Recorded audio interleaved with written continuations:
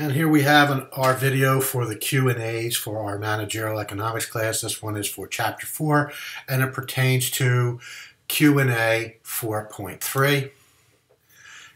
And for that Q&A, we're doing a little bit of utility maximization.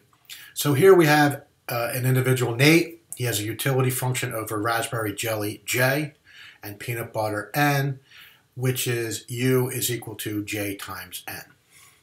Nate's marginal utility from jelly is N, and his marginal utility from peanut butter is J.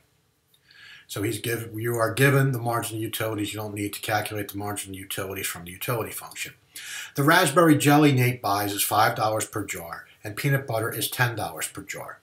Nate has a budget constraint of $100 to allocate to these two items. If Nate maximizes his utility, how much of each good will he consume? So let's take a look, and these are the important pieces of information that we were given in the text itself. The marginal utility of raspberry is equal to N. The marginal utility of peanut butter is equal to J. Nate has $100 with which to spend on those two items, and the price of raspberry jelly is $5 per jar, and the price of peanut butter is $10 per jar.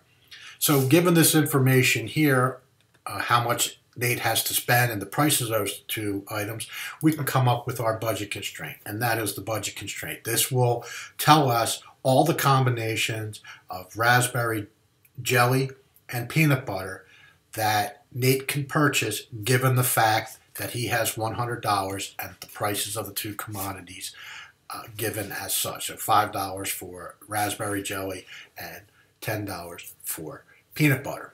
So this maps out all the combinations of peanut butter jelly and raspberry jelly, not peanut butter jelly, but how much peanut butter Nate can purchase and how much raspberry jelly Nate could purchase given the fact that he has $100. That gives us our budget constraint.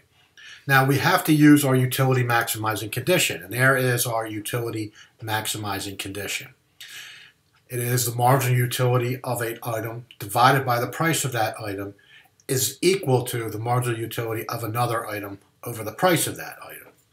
In our instance here, it's the marginal utility of raspberry jelly over the price of raspberry jelly will equal the marginal utility of peanut butter divided by the price of peanut butter.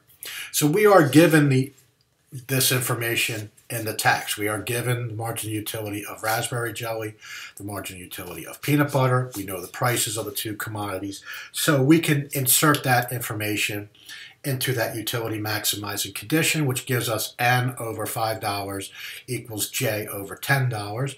And we can solve this for N. You could do it for J, but for our purposes, we'll solve it for N. So we'll multiply both sides by 5. And when we do that, we get N is equal to J over $2. So we have solved for N. We can place this information back into our budget constraint. So since we know that N is equal to J over $2, we can place that into N here and then solve for J in our budget constraint. So here we've done that. We've placed where N was, we've put J over $2 in its place. Solving for that, we get 100 is equal to 5J plus 5J.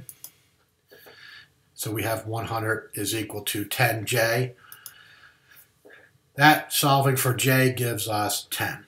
So we know that for Nate, to maximize his utility, he will purchase 10 jars of raspberry jelly. So we have that information. We can just place J back into our budget constraint again and solve for N, and that will give us the utility maximizing amount of peanut butter that Nate can purchase. So we place 10 in where J was and simplify that. So we have 100 equals 50 plus 10N. Subtracting 50 from both sides gives us 50 equals 10N. And solving for N gives us 5.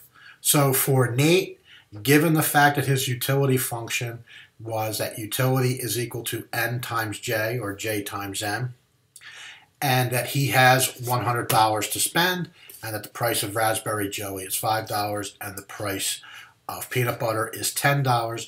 The utility maximizing combination of raspberry jelly and peanut butter is he will purchase 10 jars of raspberry jelly and 5 jars of peanut butter.